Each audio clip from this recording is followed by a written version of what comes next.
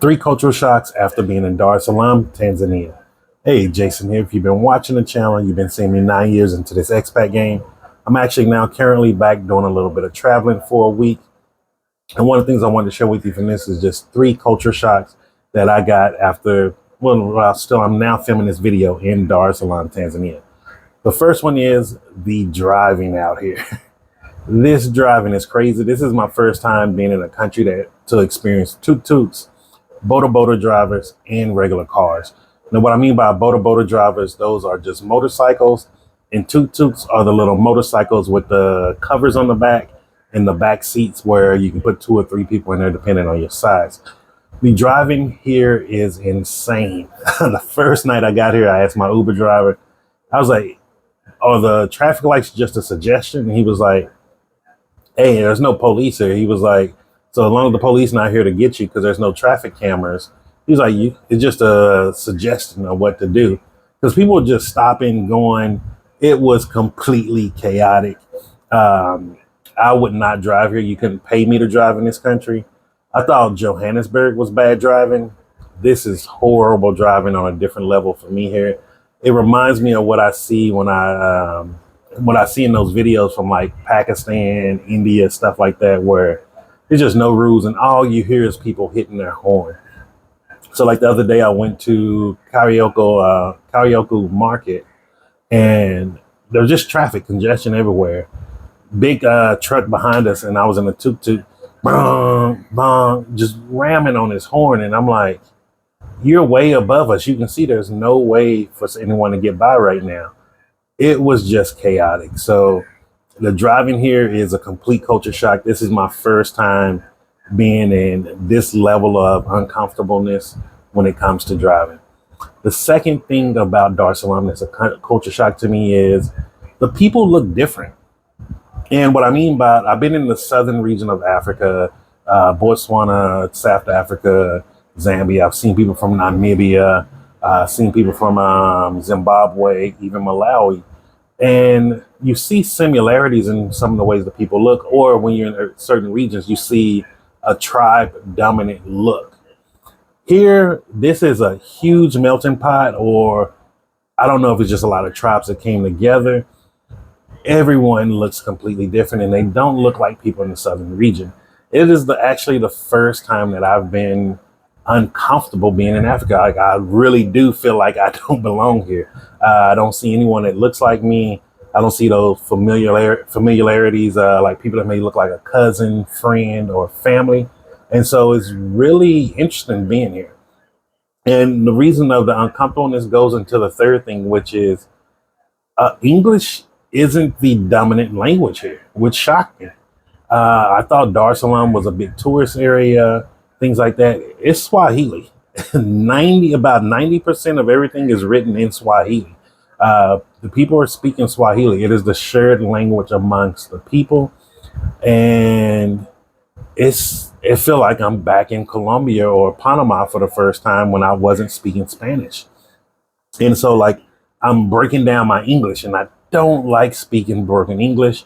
It's one thing to have to slow down my English, but when I have to start breaking it down to where I'm not making complete sentences or make it sound, like normal English flowing, it really starts to irritate me because it's like, dude, I could have just dropped out of school to talk this bad. Like, I didn't finish all those years of school and I didn't finish my associate's degree.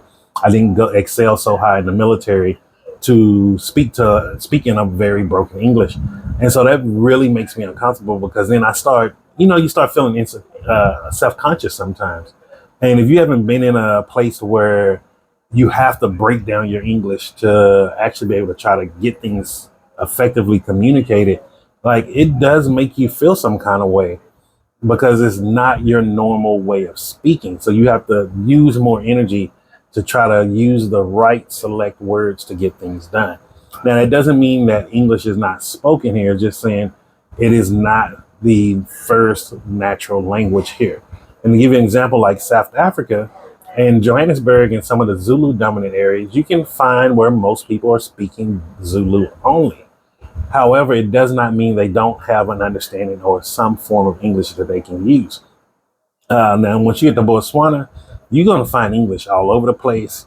Once you get to Zambia, English is spoken all over the place. Like, you're not going to have much issues with communicating in English. And so now getting here to Tanzania, it really was just that big culture shock of, oh, shoot, now, me just making it by off English is not as easy here.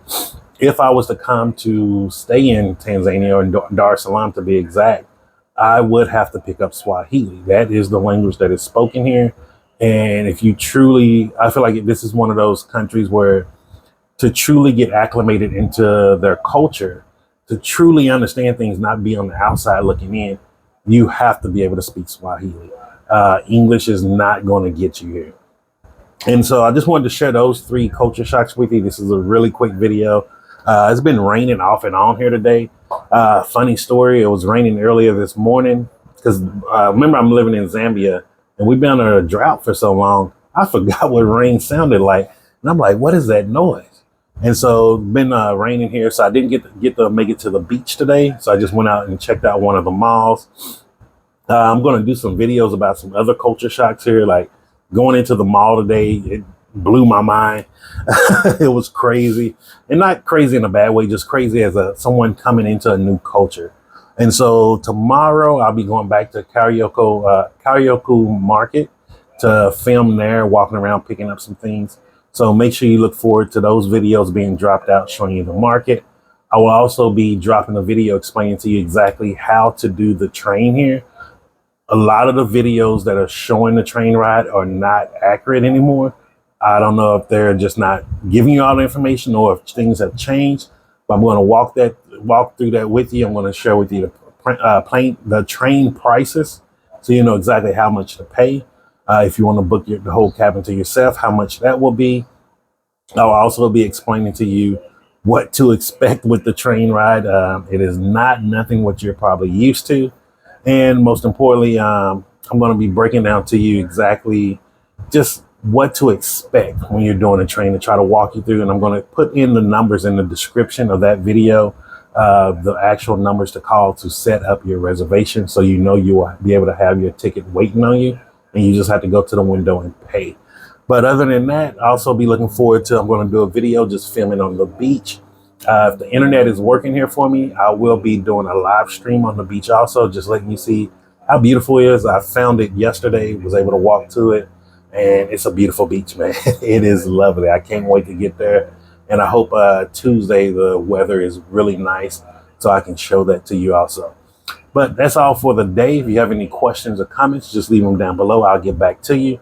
I know I have some emails I need to catch up on and some messages on IG and everything. So I will be getting back to those messages as soon as possible.